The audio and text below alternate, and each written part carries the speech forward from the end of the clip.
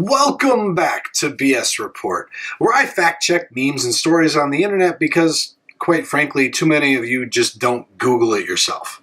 But also, a lot of stories have like slight exaggerations or big exaggerations that just totally ruin what you were trying to say in the first place. But enough about what this is supposed to be, let's just get to the first story, which is a pretty easy one. A couple of years ago, there was a story that went around primarily on Facebook about Cam Newton.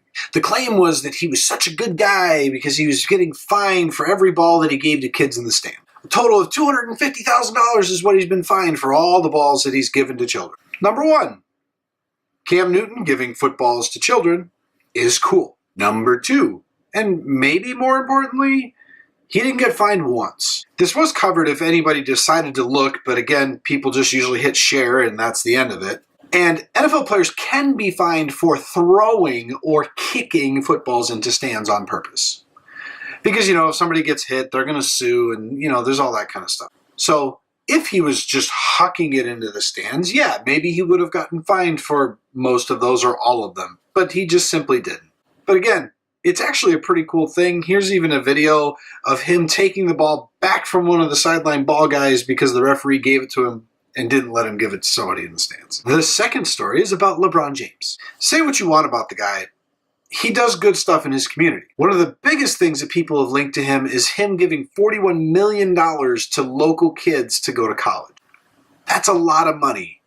And lots of kids get to go to college, up to 1,000 people. Now, many of the headlines just said that. LeBron James pays $41 million for kids to go to school. And that's stretching the truth at least a little. Because look, LeBron James makes lots of money. $41 million is still a lot of money to LeBron James. And there's only one person he's writing a $41 million check to. LeBron James. Again, not much digging was necessary, but you quickly find out that it's the LeBron James Foundation that is pledging to send up to 1,000 kids to college. The total, if they all go, is $41 million. Again, this is a great thing. This is a great program. This is somebody trying to do something for his own community, but it's not money coming out of his own pocket. Some of the money, sure, came from LeBron James, but it's also a charity foundation, so a lot of that money came from other people as well. And again, it's not like this is a bad story, right? He's doing a good thing, but by people trying to make it more than it is, others are just going to get disinterested in what the actual message is. I just mentioned this guy, Michael Jordan. Michael Jordan was motivated for many reasons to be as good as he was. One of the big ones that's always passed around is that he didn't make his high school basketball team. Michael Jordan didn't make the basketball team.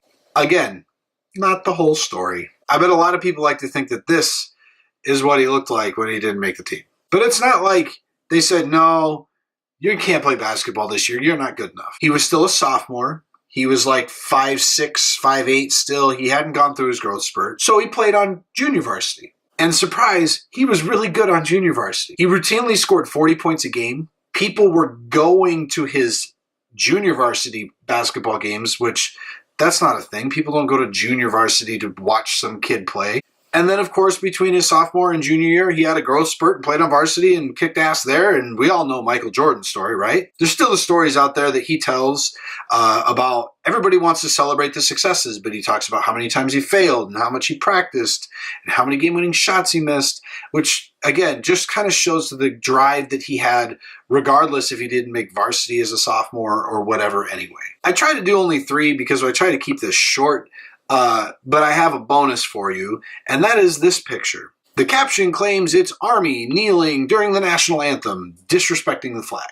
Because, of course, we have to talk about this again, right? This is one of those that is just completely false. It's not the Army versus Navy game. Number one, that's not even Army. It's Navy at Tulsa in 2017. And to boot, it's just them praying before the game. Like you can see NFL players doing, college players doing, high school players doing. Players at every level do this all the time. So again, this is just something that doesn't matter. You're trying to make somebody mad. You're trying to be mad about nothing. It doesn't do anybody any good. Just don't do it.